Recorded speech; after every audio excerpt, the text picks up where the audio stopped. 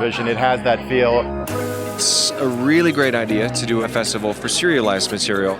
I think it's cool. It's kind of ahead of its time. They seem to be really tapping into a broad spectrum of both new and emerging talent and also more established talent. We're really excited because we didn't realize that we were part of this wave of independent television. Our next favorite TV shows are going to be independently produced. It's so exciting to be at SeriesFest with this project because television is where all the big risks are being taken, where the most exciting work is happening. And this is a festival that celebrates that.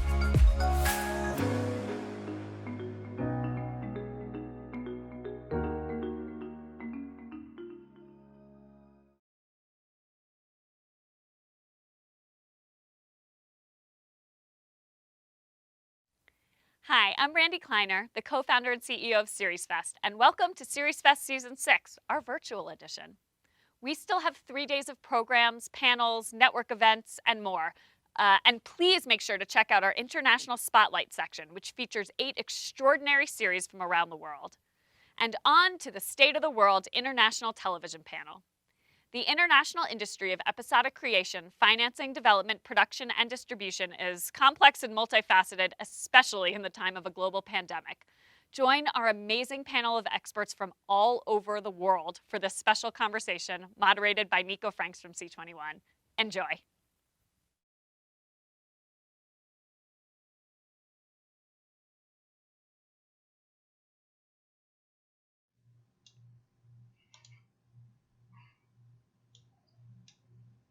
Good morning, good afternoon, or good evening, depending on where in the world you're joining us from, and welcome to the State of the World International TV panel here on day 4 of SeriesFest. My name is Nico Franks. I'm a senior reporter and editor at C21 Media, the UK-based publishing company writing daily news and features all about the international content business from c21media.net. Now, this is the first one of these I've done in my slippers, so there's a first time for everything. We're going to talk all about the creation, the financing, the development, the production and distribution of TV content, which is complicated at the best of times and only made more complex during a pandemic, which I'm sure you're all aware is what we're in at the moment. Now, we've got an expert panel who are going to discuss the current state of the industry, talking about production across the globe, examining how different countries are slowly finding their footing to create and exhibit content in this period of uncertainty as countries slowly re-emerge from lockdown. Now, that panel is drawn from across 3 different continents, and I'll begin in Europe with Albin Lewi, who is artistic director at CanneSeries, based in Paris. So wave, Albin. Hello, thank you, Nico. Also in Europe, we've got Rose Hughes, who is VP of Sales at Keshet International, like me, based in London. Keshet, though, is obviously the Israeli media company. And then moving to North America, we have Sally Habbershaw, who is EVP of Americas at All3 Media International. Sally's based in New York, but All3 Media, of course, is the UK production and distribution giant. Also in North America, we've got Jeffrey Englen, who's head of the North American office of BetaFilm. Jeffrey's based in LA, BetaFilm being the German European film and TV company. And then last but not least, in Rio, Brazil, we have Gustavo Gontijo. And Gustavo is Content Development Manager for Globo TV International, the international arm of the biggest free-to-air broadcaster in Brazil.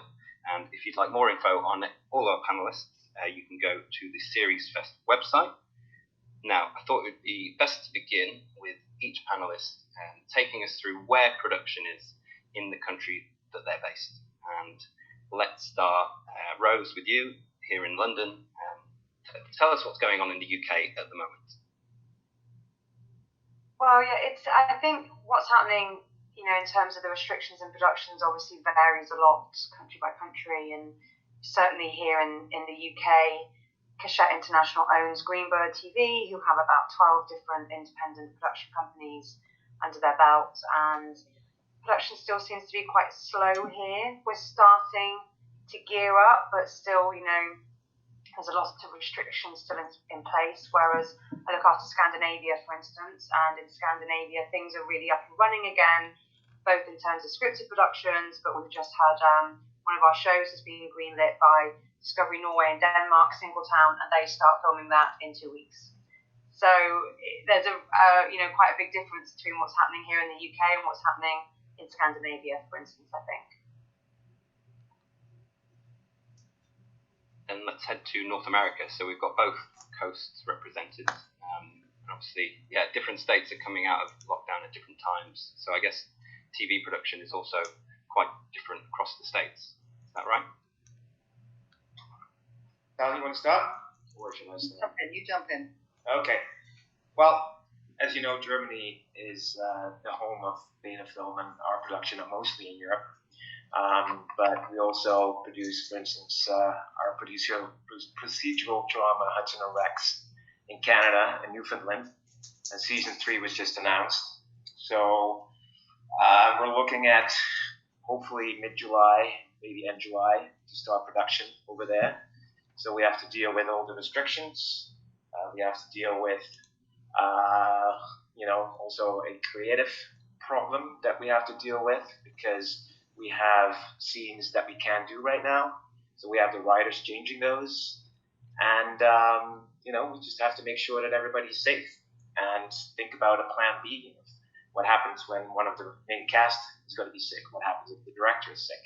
The main ingredients of the show. And I think in Europe, we've been lucky. We only have 3 productions in a standstill, but they've all resumed production, 1 in Spain and 2 in Germany. And so we've been lucky with that. I think right now, we're in a pretty good shape. I'm a little bit worried about next year, see what's happening. A lot of these series are being delayed. So what's going to happen next year with new series being picked up? What's happening with the economy? But for now, everything is kind of moving forward, and we'll have enough product. But it's going to be interesting in the near future. Yeah, I mean, from all three's point of view, the majority of our production companies hail out of the UK. And, the UK is on the verge of going back into production. Certainly on the dramas, we're hoping for 4 of our big shows to start again in August. Just in terms of other key territories, New Zealand really is fully open. They haven't had any cases for 2 weeks. Until recently, I think there's 2 English tourists who've just gone there. But aside from that, they've been fully cleared. Our production company there, South Pacific Pictures, is in production on multiple shows, including the big soap there, Shortland Street.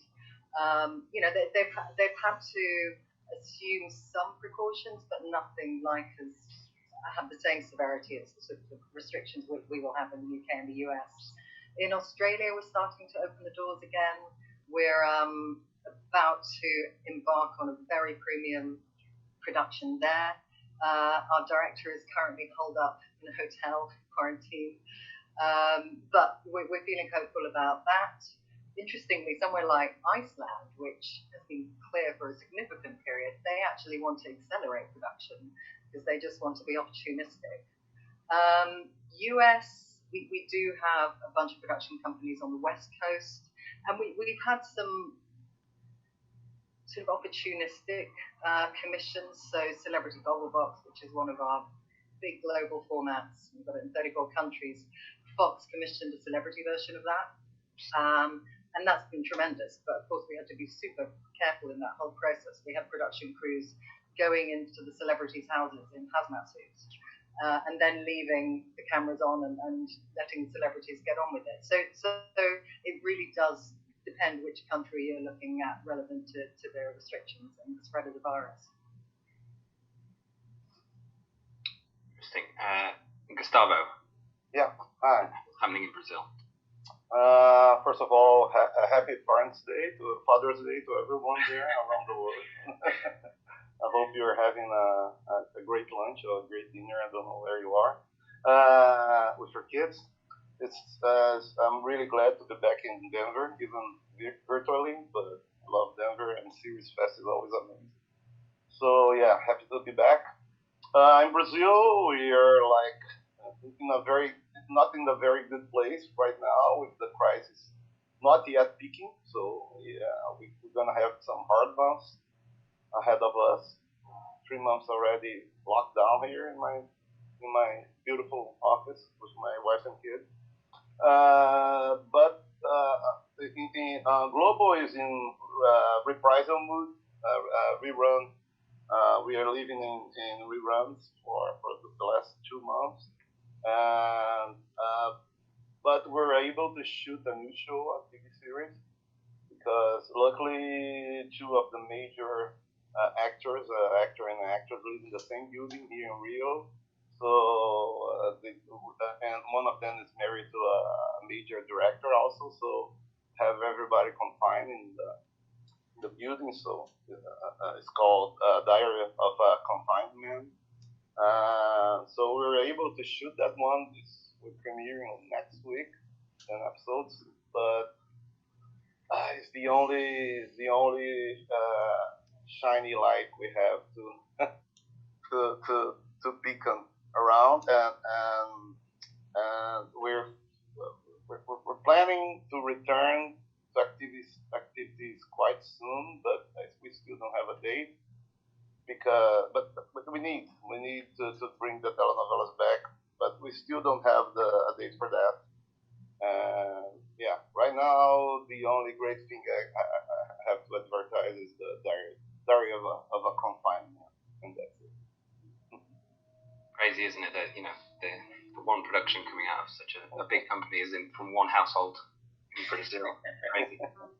And just finishing up, Albin, with you in France. So obviously you work for CanneSeries, which isn't, you don't produce television, but you're heavily linked to the production of television and also on events, which is also very international. Lots of people from different countries mixing together. So what stage are you at in terms of what you're preparing for and what you're able to do? So to tell you about production, even though I'm not an expert on that right now, but what I can tell you is that the signals are very positive here. Actually, it's quite frightening. So the quarantine ended May 11th, and some shooting started I think a week after for soap operas, limited cast, etc., limited crew, and many shootings are going back in the coming weeks for bigger scale. Of course, internally French only crew. But the signal of the society is really, really incredibly changing. So right now in the streets, you don't have any sign, actually, of what happened. So I guess that at least locally, things will shift very fast. And the only question is really about new cases, of course, and global events, which gathers, different populations.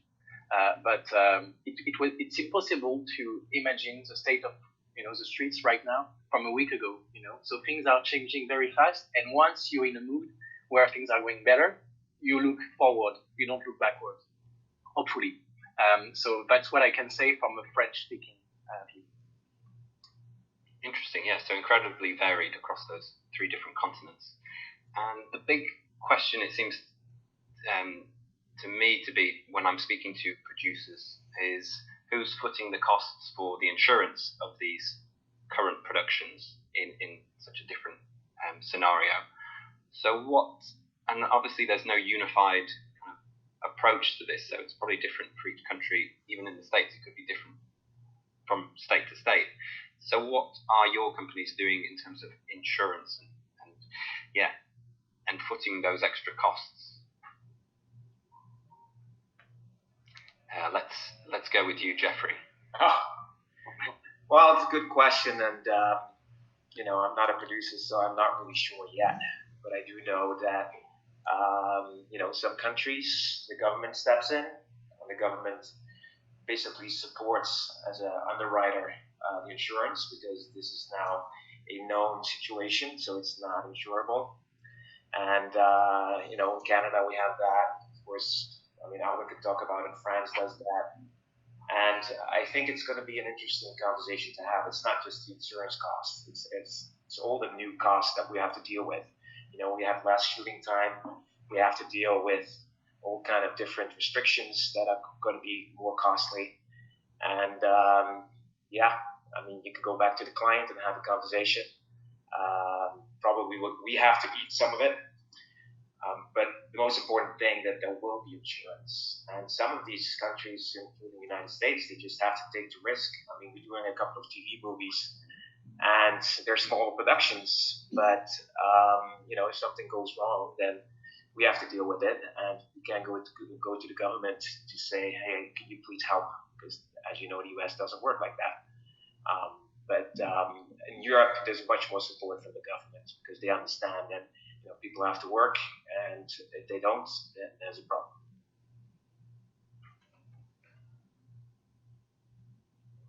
Who wants to go next? Rose, how is the UK looking? Because I know there's pressure from people like PAC to represent the producers in terms of supporting small and medium-sized businesses. Yeah, well, I have to be honest. Since I'm not a producer and I work pretty much purely on the distribution and sales side, I'm not too sure about how the insurance side of things is working. But one thing that Jeffrey said earlier on that I really believe and really connected with me is that we still need to get the content made, but in the safest way possible. So I think obviously the insurance is going to have to be there, and the checks are going to have to be there, and it's going to add time and money and everything else onto the production. But it's essential. So we've just got to innovate and find a way to get these productions over the line. But in terms of the insurance, I have to hold my hands up. I don't know. I think it's still open for debate in multiple territories. I mean, what we're finding is the broadcasters are the ones who are sort of initiating those conversations, and in some cases cancelling shows or moving production or premium shows into next year just so that they have the budget to afford it. But certainly with some of our bigger shows, it's a conversation, of course. I suspect as a distributor, we will put some of it. That's clearly an ongoing discussion. And as you say, PACT is very focused on appealing to the government. I think it's quite interesting that we're seeing more and more producers potentially moving to locations where the government incentive is slightly higher, like Ireland. But yeah, it's ongoing, and of course the scale of the cost varies tremendously across every territory.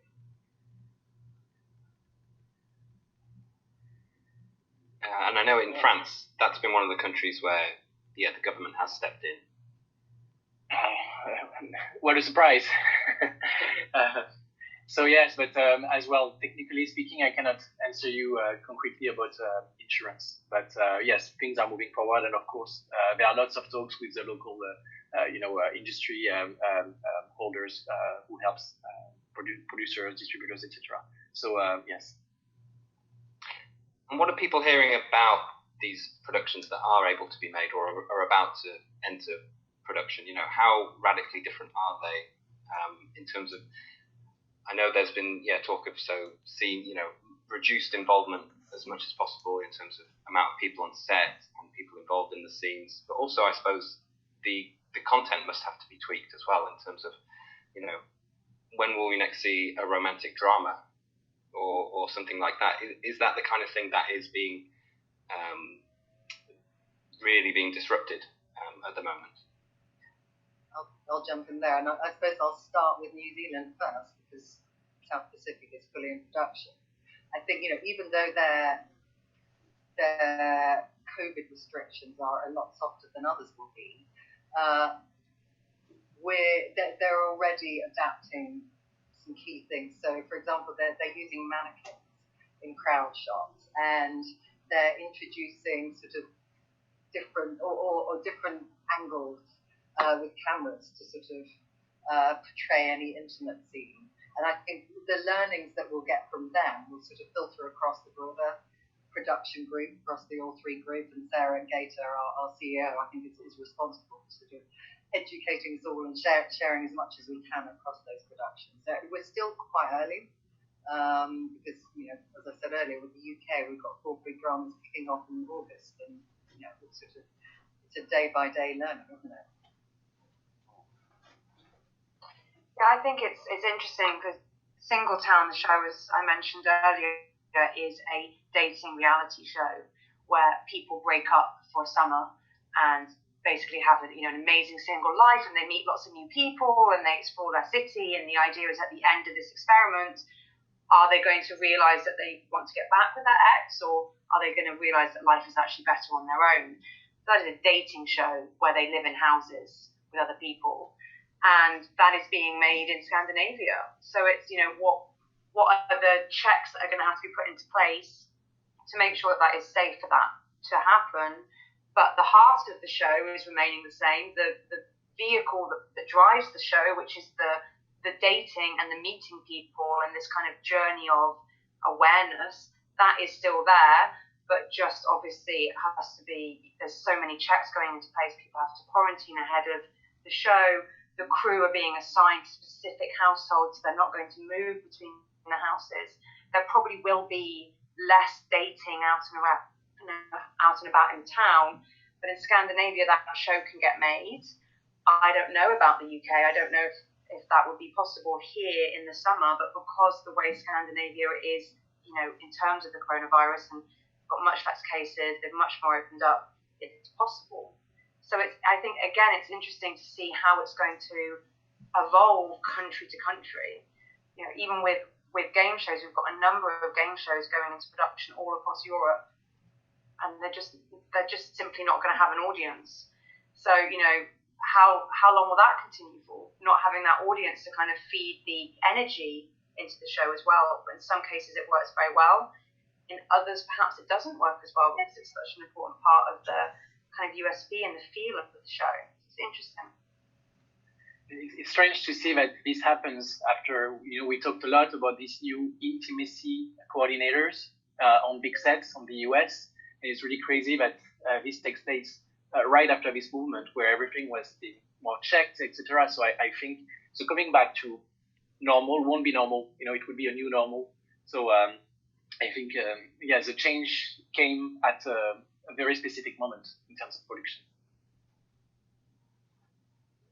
Yeah, and I think if we take Hudson and Wrexham as an example, where fortunately it's in St. John's, Newfoundland, so a lot of it is outside.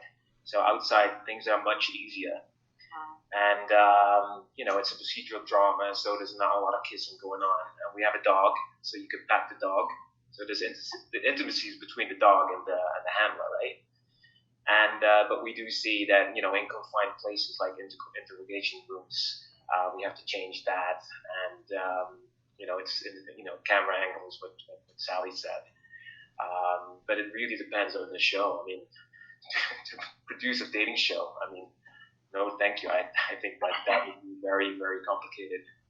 They're brave. But it's very exciting. But yeah, it's very exciting. And the country is. I think we're all desperate to see more of that. We all want to kind of be reminded of that kind of more normal world, basically.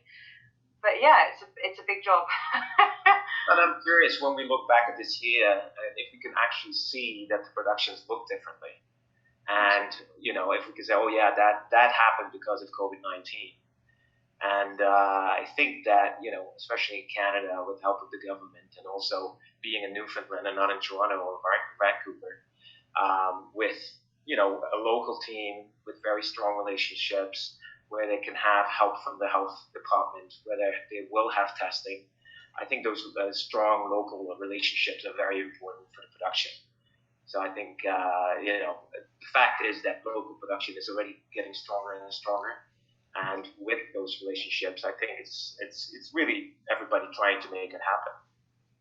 It's sort of interesting, though, if you think about it. When you watch content now, pre-production of COVID, so, you'll see a scene of a busy New York street or a subway, and it feels quite disconcerting, doesn't it? Yeah. It's like the PTSD thing. Totally. And you just think, well, the new normal is going to have to nod to COVID. And I think there'll be certain genres where clearly it will be constant. So anything topical or in advertising or even with the soaps, for example, that they always have something in the background of something going on. But then dramas, people go to that for a bit of switch off, don't they? And often it will be impossible to integrate COVID into a period drama, for example. But I just think going forward, we will never be able to sort of omit it from zeitgeist. Yeah, completely. Yeah, here in Globo, the first productions to return, as I told you guys, are the telenovelas. And thankfully, the telenovelas are contemporary pieces, so we'll have to address the COVID-19, and that will make easier for the writers to bring that, so we can have people wearing masks on the show, because it's where they're living now. They're living the present, so will be quite easy to solve that equation on telenovelas. But on the series, yeah, we still have to think piece by piece, production by production. But I would bet that we have this huge medical drama here under pressure. I would bet that we'll be the first one to return, because we can address the COVID in the medical drama. And people are like hungry for that. So I think people will want to discuss that, because it's quite traumatic, and people need to take out of the system, otherwise we get more sick. And so it will be quite easier. After that, and variety shows, yeah, with no audience and shooting by Zoom, will be effort. And just answering the other question, because about the insurance. I'm not a producer also, but we have to thank the Mourinho family, that's the owner of Globo, because they're burning the reserves here to save all the productions. And the Brazilian government won't help at all. Just before the new president took charge, he terminated the culture ministry. So he's not interested in culture. Culture is something that won't serve his platform. So yeah, we need to hold hands here and be together. Otherwise, culture will be crushed. And there's been more time for development than ever before, as production shut down.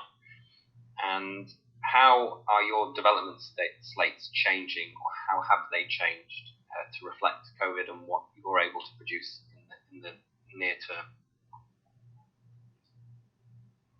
Well, I can answer that in a way that, we haven't really got to that yet. We're just trying to deal with the current situation, trying to get our shows done. That's why I said in the beginning, I'm a little bit more concerned about next year compared to this year, because there won't be a lot of development yet. Yes, we're talking about it, but I feel that there's going to be a little bit of a gap where everybody's kind of looking around and see, my God, what did we just go through? Hopefully, beginning next year, we'll have a vaccine and we can leave this behind, and look at what the new normal is and build up again. We have a lot of clients, but as I said, everybody is trying to make things, finish things, and so I think the end of this year, beginning of next year, we'll have more of that type of conversation, at least within our company. Yeah, we're finding that the broadcasters, again, not because their budgets are limited, but they appealed for a lot of compilation shows and best ofs, which of course are easy to produce and turn around. We're just doing that with Gordon, Gino and Fred on ITV in the UK. And they always really fare well. I think nostalgia is quite important to people at the moment. So there's certainly a market for that. I suspect of our scripted production companies, the caliber of the work that we'll get from all our writers, I can't wait to get my hands on it. There's some incredible and creative talent there. But yeah, we're all sort of stumbling into the next bit. I think we're all trying to work out how much business there is to do, particularly since so many productions have moved into 21, and how we can fund things. It was interesting. Kevin Ligo on last week referenced that ITV were going to be doing a lot more ad-funded content, which of course has been quite prevalent in places like Latin America and Asia. And I think we'll see a bit of a switch in trends in terms of content and how people can fund it. Interesting, yeah. Is there potentially an argument that prior to the pandemic, there was so much television being produced, and you'd often hear about people saying, you know, there's not enough time in the world for everyone to watch all the great shows that are being made, that this period of unproductivity can almost be filled by the kind of backlog of shows that were produced and perhaps, you know, weren't given the right amount of attention. You know, when you're selling, is that an argument that you're making or trying to make in terms of filling the holes that broadcasters have in their schedules? Well, absolutely. I mean, especially at Beta, we have about 25 to 30 production companies. So you can only imagine how our pipeline looks like. Every MIP and MIPCOM, we have 20 new shows to sell. And during this time, I've been able to go back and actually watch some of the shows and look at the shows and think about where to sell it. Because normally, and that's just lack of time. Normally, you just go to the shows that are the easiest to sell, and that's where you go for, and then you figure out the rest. So I've been able to kind of look deeper in the US market. We've done some great deals that we will announce soon. So I'm very happy with, at least with our international language content that people are now looking at and didn't have time to look at because they were working on all these productions, especially with the new streaming platforms that are, you know, dealing with canceled productions as well. So we've been lucky right this year, and next year, you know, things will look completely different. But for this year, my year is going to be good, and next year we'll see. But you know, this little short-term time of opportunity, especially for international companies in the United States, has been quite good. Yeah, I think at the beginning, when it all kicked off in March, what we found globally was, you know, all of our clients' relationships were sort of inundating us with requests for completed content. Of course, they had such big holes in their schedules. So we were incredibly busy with that, and you know, it was quite competitive in some situations. Unfortunately, we had some very high-profile dramas in particular just being completed. I think what will happen now, again going back to the point that networks and broadcasters will have reduced budgets, I think we'll see a lot more co-productions across the globe, both from a scripted and factual point of view. Certainly the shows that our producers had commissioned, say from the UK in 2021 and going into 2022, the broadcasters here in the US are talking to us quite keenly about getting on board with those. And it's not just scripted. Actually, we're seeing quite a trend in factual as well, which is fantastic for the industry at large. So is the logic behind that it's kind of like, you know, many hands make lighter work, so it's kind of multiple different companies shouldering some of the cost and potential risk? Absolutely, yes. Yeah, that's the key piece. And of course, benefiting from territories that are already in production. Yeah. Okay, interesting. So a lot more Icelandic co-productions on the horizon. No, I'm absolutely, yes. Interesting. Well, besides the credits and the tax credits, it's also going to be the countries that have dealt with the COVID-19 crisis the best. I mean, right now, you know, Sally was talking about New Zealand. You know, we're talking about Iceland. We're talking about, you know, in a way, also Canada. There are countries that are going to benefit from this, and the countries, I think, even U.S., you know, the way it's being dealt with right now, is going to, you know, be behind a little bit at least, because it's not being dealt with. So how can you produce with everything that's going on? And it takes place at a time where international production gets a better visibility than in the US, you know. So people get accustomed to non-English speaking content. So it may be the best time for this to take place. So there's a huge opportunity for non-US territories. Absolutely. Yeah, we've been very lucky, and you know, it's all about timing, right? You know, you have to have the right show at the right moment at the right time. And sometimes you have a great show, but it doesn't find an audience because we don't have the timing, and now the timing is right. So we've been very lucky in that regard. Absolutely. I think that's, one of the things that's so wonderful about our industry is how it's a relationship-based industry. So, of course, we'd all love to see each other in Cannes twice a year, or in Denver. I'd love to go to Denver, and Banff that's just happened. But irrespective of that, we keep in contact. We all know our audiences, our clients' needs, what the audience are looking for, and that won't change. It hasn't changed. So exactly the same as everyone else in the group. Keshet, we've had a good few months actually, because our clients have been coming to us and they're saying, this is what we're looking for. We're looking for premium English language dramas. What have you got? We've got The Trial of Christine Keeler. We've got Social Control. We're looking for quick turnaround formats that can be corona friendly. What have you got? We've got Boom. We've got Deal With It. There's always a way, as long as you've got your finger on the pulse, which we all do. We all know what we're doing. We've all got these great relationships to kind of keep the shows turning over for now. And then obviously, we've got a bit of time, as we've all said, to think about what the next step is. What's 2021 going to be? How are we going to deal with that next? So it's a really interesting time that we're all living through. Really, fascinating.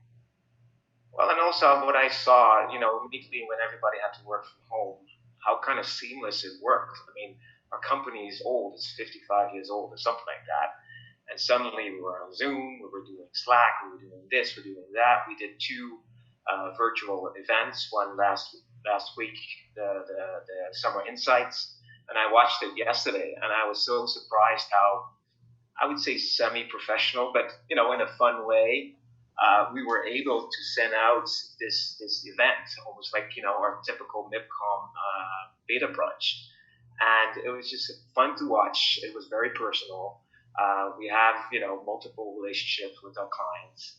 And it was just amazing how fast we get used to this and just change. So we have to think outside the box. And, and it will change for the future as well, our relationships with, events. I think it's going to be more practical. Really, we're looking at what do we really need and build upon that. So everybody has to be honest and look at the mirror and say, okay, this is what we want to do in the future. And I think that's going to be an interesting conversation. Yeah, I think our IT departments are sort of the unsung heroes. Oh, absolutely. Much.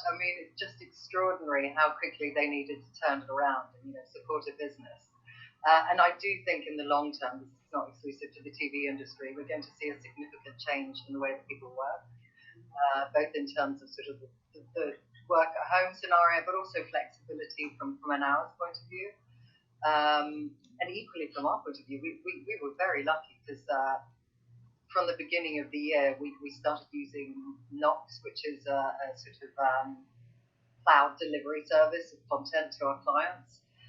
If we hadn't had that in place, it would have been a disaster. But at the moment, we're able to deliver about 1,000 hours of content on a weekly basis. So it's extraordinary how it's all switched. Well, I'm in LA, so why sitting in traffic? Everybody at the same time. Why do that? Why not have flexible hours? Why don't you work from home? Everybody sees it's working. I think hopefully, at least the traffic problem in LA will be, changed a little bit. That would be nice. Yeah, I'm sure Mother Earth is going to be grateful for a bit of a rest with all the pollution and everything else. Well, and people. Who has ever had the chance to just, sit back, relax, and be out of the rat race and look at what we're doing, and how we're doing it. And you see what's happening with Black Lives Matter and everything else. People had time to really think about that. I had time to think about it. I've changed my view on a couple of things as well. And, I always thought, oh, I'm from Holland and I'm open and everybody is my friend. But I also thought, wait a minute, there's some inherent thoughts that I thought were normal that I don't find normal anymore. And I think because of this crisis, people have the chance to do that. And people will expect shows with a message right now. So I think that's one of the first things that they will look for in the coming weeks and months. I've noticed that just in the past couple of weeks with all the US broadcasters, their remits are firmly about engaging content which features, diversity on screen and off screen, big priority, which clearly is very appealing to all our producers. It was there, but it's an accelerator as well. So yeah, for sure. As mentioned, yeah. Well, I think it's touching different layers, because last year at the LA screenings, you already saw many diverse casts, because I felt like the networks felt they had to. But now I feel like there's more substance to it. They now see why. Why is it important to do? They're not forced. Yes, it's not a forced thing. Yeah. Exactly, it's not a forced thing. Yeah, and I think there's also a conversation from fans now when that doesn't happen. So we have a show called The Baker and the Beauty that was on ABC, and it's just been cancelled, and it was featuring on a Latinx family. And a fan started a online sort of petition to say to ABC, please reconsider. And I think something like 130,000 people have signed it in less than a week. And Eva Longoria and Zoe Saldana have gone onto Instagram and said, come on, like, this is an incredible show. We're watching this. And, there's this, it's incredible. I've just been completely so proud to see, and I think we should all feel so proud to see how a TV show can bring people together, and people can come together and say, no, we want to watch this. And if this specific channel, for whatever reason, doesn't feel like they're the right home for it, then let's find the channel that is. Because there were 0 Latinx programs on network TV right now in the US, and only a handful on streamers. So let's find the home, and people, our fans, are coming together and have a voice to say, we want to be a part of this conversation, actually, and we want these shows to be made. I think that's incredible. I really do. Yeah. I have a personal theory that we're going to see a shift of tone thematically on the dramas and series. And I think I would bet some money on that. The anti-hero age will be finished for a couple of years. And because we're living since The Sopranos with that kind of idea on our shows, with the rooting for the bad guys. And I think after all we've been through, and if you case study like what happened after the World War II, I think we're gonna give more value to the heroes. It's really hard to be heroes, like the first responders and doctors and people, the good people that try to be heroes. So I think that the anti-heroes will have a extinction date for at least for some years, and then we're gonna see a shift on the stories and drama. To add on what you're saying, and Jeffrey as well, I discussed with a lot of festival organizers, and someone mentioned something that was interesting, telling me that this was a huge opportunity because for 3 months, the whole humanity was at the same level. And all those creators that are working so hard, that are busy shooting, that are busy doing promotion, they stopped and were home. And the person said, for once, they will all stay home and create things with a new way of thinking. And we are all on the same position during that timing. So maybe, the scripts, the scenarios that you're going to receive soon will matter, will have a new perspective. Because all the biggest creators were in the same situation as us, and maybe they will, their creative spirit will create something unusual, unexpected. Absolutely, and I think it's important because, what we see on TV is kind of a mirror of the life that we're living.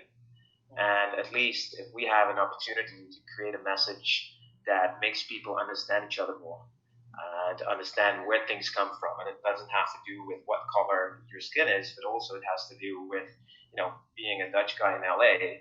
I see how difficult it is for some people to get access to healthcare, some, education, etc., etc.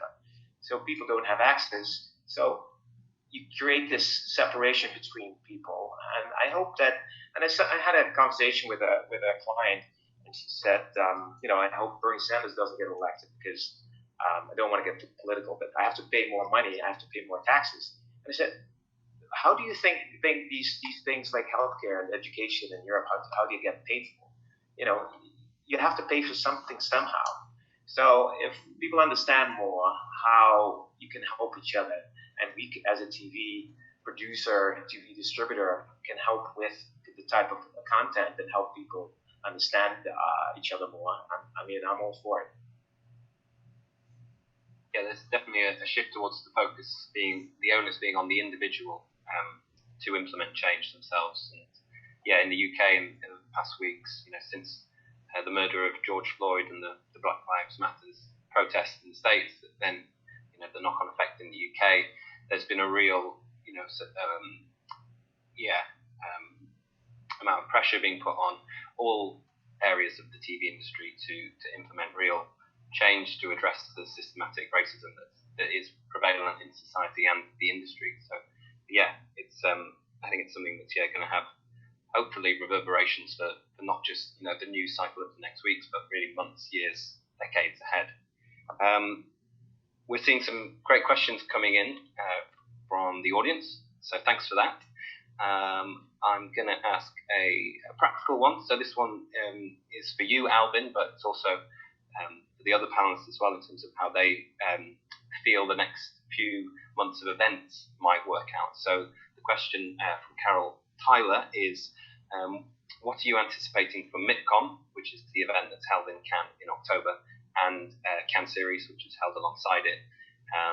So both from your standpoint, Albin, what do you think the market will look like? And then also I'd like to ask the panelists in terms of, whether or not they would go normally, do they expect to go this year? It's impossible to have a straight answer. What I hope is that we all gather in Cannes as usual. You're all familiar with MIPCOM, and I hope that we'll be able to, shake hands and not forget about it, not at all, but think differently. And it is possible. There's a possibility that everyone across the globe can travel to Cannes in October, which is my main focus. So the dates are mid-October, and it might be the first international event that takes place. So right now, signals, as I said, are very different from territory to another. And once you're shifted forward, you don't look backwards. We don't know anything about potential second wave, which would be the most terrible, aspect to that. So we might be in quarantine at that time, but also we might be all, gathering, all the industry be gathering. So for me, it's anticipating everything and to create something that makes sense. And as a SeriesFest, which is taking place a few weeks after the end of the quarantine and is still in the middle of the crisis, shows a lot of inventivity. And we have to, I think, reasonably have a digital aspect. I think it's crucial, and every festival, even in the new world, will have a digital aspect because people have different habits right now. So we'll include that for sure, and we hope that eventually people will be able to gather. So for me, I'm very optimistic, and not only for MIPCOM, for CanneSeries. October is in a few months, but yes, signals are there. So. Yeah, it's also a great opportunity in terms of opening up the accessibility of events for lots of different people who otherwise might not have been able to attend physically. We could see a lot of events really hopefully seize that opportunity. Just on that, when you organize an event, you think about filling a room, people coming to attend with a limited seats. When you're digital, you can go ahead on all the niche aspect because you will find your audience. So that's also a very interesting opportunity. Yeah, I mean, for me, I've been itching to travel, but I think the reality, especially what's happening in the United States, where the curve is going up, not down. I can see MIPCOM if it happens, and CanneSeries if it happens, it's going to be more of a European event. Than I don't see the U.S. traveling to Europe. I don't think you want that. I hope we can get together soon, but I don't see it happening, especially from a U.S. perspective. I think, as Albin said himself, it's just so hard to know really right now, isn't it? I mean, especially if the second wave comes, which hopefully, we'll see. I mean, I would love to come to Cannes. I have, it's wonderful for us all to get together, and nothing beats being in person. It just doesn't. Zoom is fantastic, and I think Zoom culture is here to stay. And this is, it's such a privilege to be here with all of you talking about TV, and to be able to do so in all different time zones. It's fabulous, but obviously we want to meet and we want to do it in person. It's just doing so in a safe way. That's all we can do. Yeah, I definitely have a bigger appreciation for Cannes. It's like, I'm not going to say, oh my God, I have to go again. I will never say that again. You miss the crozet, we know. I do. To your point, what is happening on the streets in France right now looked like science fiction a month ago. So I'm saying that it can happen as well, even if it doesn't look like it in the US. But I totally understand, and realistically speaking, US is harder to move to Europe soon, for sure. Yeah, at least in Europe, I think there's more of a recognition of what needs to be done about dealing with the pandemic, with the virus, and they will do what you need to do to avoid it. Yesterday with the event in Tulsa, people just ignore it. I don't think that is really happening in Europe. And I have this very interesting discussion with my wife, and she's American, I'm Dutch. I'm used to following rules, and I'm saying, wait a minute. I'm in Venice Beach, California. So I see all these people on the beach. Well, they said you're not allowed to be on the beach. I said, why are these people on the beach? Well, it's their own choice. And I'm like, wait a minute, don't they get a fine? No, because it's not mandated. And in Holland, if you do something wrong, you get a fine immediately. So this whole freedom thing without responsibility is mind-boggling to me.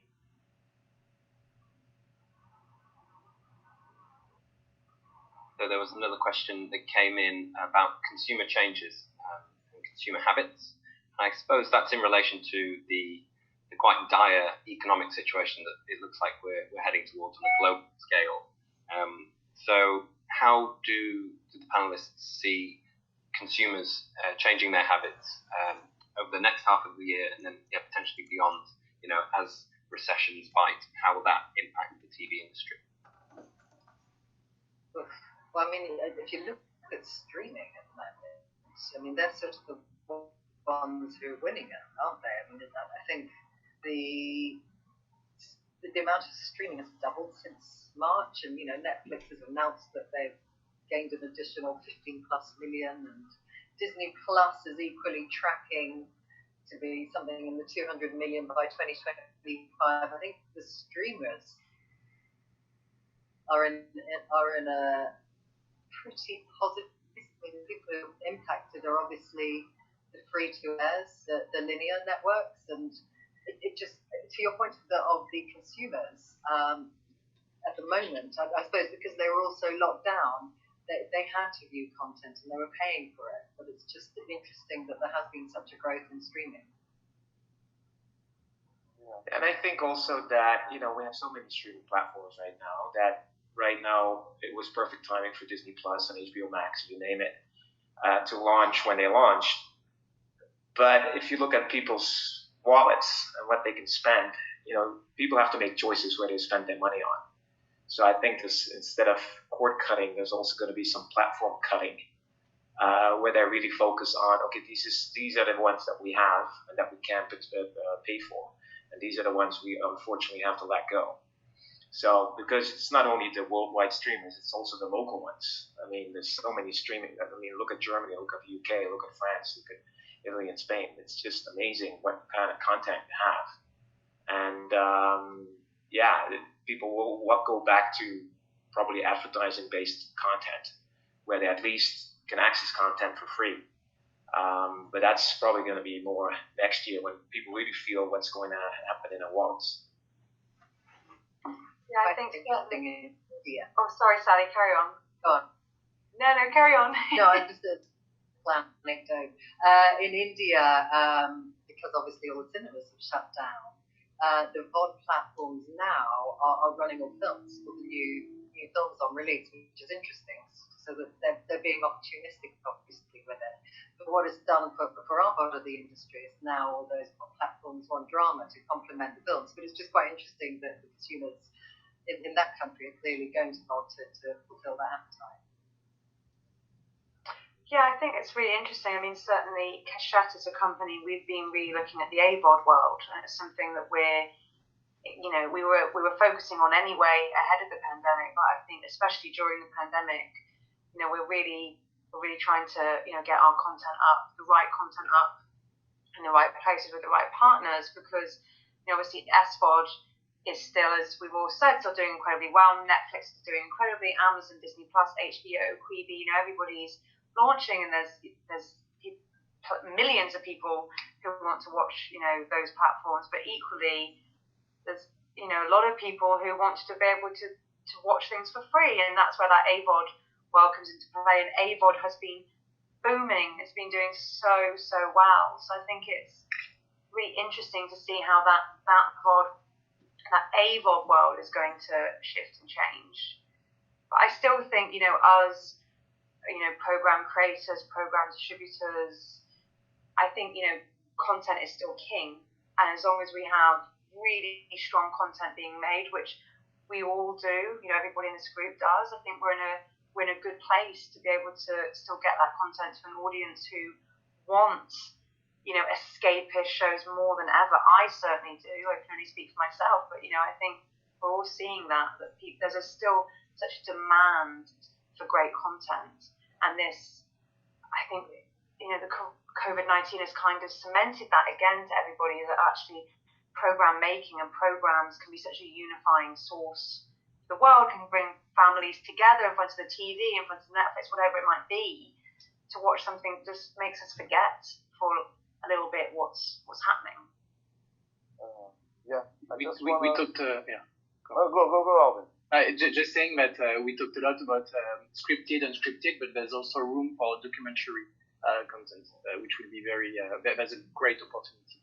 People want to see things that change their mind as well and learn things. And not only talking about myself, watching Michael Jordan a lot during the quarantine with The Last Dance, but there's things meaningful that will emerge, I think. Yeah, and someone hinted before, but I think it's the time for international content productions to ramp up outside US and UK. As here in Brazil, they are replacing American and English content. People are watching like Spanish shows and European shows in a way that you wouldn't think it would happen 10 years ago. So because they have the quality is the same as the American shows, English shows. They can understand all the stories.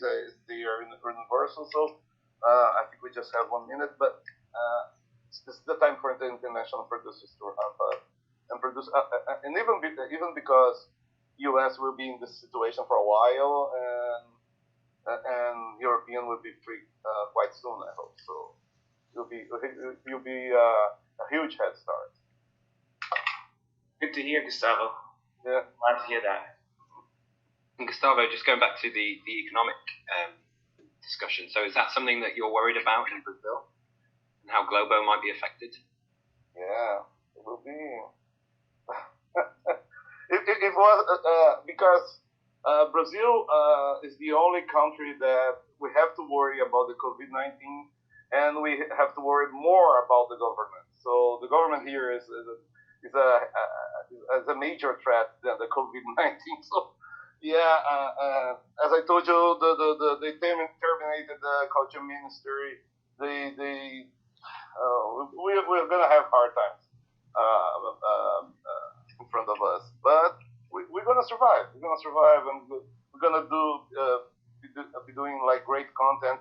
Writers are like more creative than ever. Like someone told that already, and people are like really writing at home. We're gonna have like 40 shows after it is over, and we're gonna have a good job to picking up the best ones, because something that I think that our market needs more is like better stories. People are producing so much content, but I don't see they taking care of the stories about after the pilot. And after the pilot, they just leave the let the animal go in the wild of the forest, and we need to be a bit more careful about the development of our shows around the world. I think we're gonna have time for that. Yes, that is something that producers mentioned to me, is that they had a show in development with the broadcaster, and the production date obviously got pushed back, so now they really can drill down into development, and they were quite optimistic about it. Because the realities of production is that a lot gets rushed. Because lately you get like lots of titles, and you're excited because you're gonna have the new Carell show with the new Greg Daniels, and then after the pilot you're like, my goodness, I was waiting, I was hoping for something a little much better than that. Then you're doing like by the numbers, and I think it's a lack of good talent, executive talent, and a lack of taking care of the content as they should. They are more worried about numbers than the quality, I think. And it's all abroad. And it's a very good point, because also in Canada, there's the money cycle drives the creative cycle, and right now people have time to look at the creative and hopefully create better shows. Do you all think that there will be a big shift? Because previously we were seeing such a huge amount of scripted production being made, but obviously scripted has been harder hit than unscripted. So, Beta, as far as I know, you're mostly focused on scripted. Are you now developing unscripted where you weren't before? Well, we've always been developing unscripted because we own a couple of unscripted companies, but we don't call them Beta, so nobody knows. But yeah, we've always been in unscripted as well. And, the nice thing about us and about, my colleagues are that, we are all over the world. So it goes better in one country and it goes worse in the other, but it kind of evens out. US for us right now as international distributors is a really good market because there's a need for product. We'll see, we see Spain going down, we see Italy going up. Germany is always pretty stable because there's a strong public sector. So it all kind of evens out. And we're basically developing what our clients need. And if it's cheaper unscripted, it will be that. If it's still high-end SVOD, pay TV platforms content, it will be that. I mean, yes, I think there will be a shift in content type because everything was happening. And I'm very positive about that. And I believe that there will be multiple layers that we've never heard before will be shown. But I do think that, the world doesn't go this way or that way altogether. It's going to be different. I think there's actually quite a big opportunity for factual now. Obviously, it's cheaper to invest in, certainly from a series point of view. So broadcasters can amortize that cost. We've seen a real peak in interest in Latin America, for example. And I think the certainly in territories where they're still scheduling from a more traditional point of view, be it vertical scheduling or horizontal scheduling, it creates more of an appointment to the viewer, and of course you can repeat factual content a lot more. The other benefit of it is that it's easier test of concept. So in success of something working, you can redevelop that format locally. And we've had that in Latin America with 10 years younger in 10 days with Discovery. And actually we're finding that in Asia a lot, that there's a big demand for the local formats, factual formats, because they also want a lot of local content. So I actually think there's an opportunity for a bit of resurrection of unscripted content. Absolutely, I really agree. We've had a really great boom actually in like unscripted formats in the past few months, and I think there was already a trend developing for play along formats like family viewing. I think reality and dating, already beginning like really picking up and really doing well, and then we are definitely seeing that there's that demand has been peaked again. So we've got formats traveling really well across Europe in particular actually right now, from Singletown to the Hit List, which is a musical game show, and we're about to announce a new Northern European Commission. Our game show Boom is just about to be made in Portugal, and Deal With It's been made in Estonia. So I think there's definitely like a desire to get, you know, entertaining, play along, or like dating shows on air and quickly. And that's the beauty of a format, is that, you know, all that kind of legwork has been done. You've got your Bible, you've got your track record, you've got the success, and you can not hand it on a plate. Obviously, it still needs a lot of skill to be able to translate that, but you're a step closer to be able to, you know, get that onto the screen. So I think from a format point of view, for the format industry, it's quite an exciting time actually to see that peak of interest. Yeah.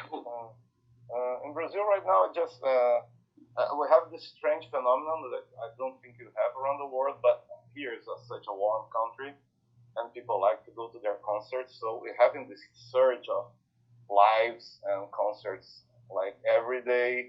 So like in the weekends, we have like all the biggest Brazilian acts, groups, and singers, and we have like this live sponsored by huge companies, communications companies, and food companies, and we're having this surge of live concerts here, like every day, and it's a kind of a new trend here in the country. Even like the biggest Brazilian stars playing from his home, like every weekend, and like on the YouTube, where they're getting like 2 million viewers every concert, and we have like 5-6 of those shows at the same time every day. So it's a new trend that just appeared for us in the last like month or two, and I don't think it's going away. Interesting. Okay, well, we are out of time. I ran over there, but I hope it's okay. We don't have other meetings to get to, I don't think. Brilliant. So I'll summarize, I guess, in terms of trends that we might be seeing on the international TV market over the next few years as a result of the pandemic. So potentially more ad-funded content, so changing of business models there. More international co-pros, fewer anti-hero series, I suppose, like The Sopranos you mentioned, Gustavo, and Breaking Bad more recently covers that. A shift to more remote working and more consciousness of the TV industry's impact on the environment, hopefully. A real surge in socially conscious shows, and shows that address systematic racism, and also TV companies addressing that from within as well. And platform cutting as well, potentially, as recessions bite. And then finally, shows shot in Iceland featuring dogs in the cast. Cool. Okay, well, thanks very much for your time, everyone. Thank you. Yeah, it's been great fun, and hopefully see you physically at an event sometime in the not too distant future. In Cannes, October. Hopefully. Take care, everyone. Bye-bye. See you, everyone. Bye. Thank you. Bye.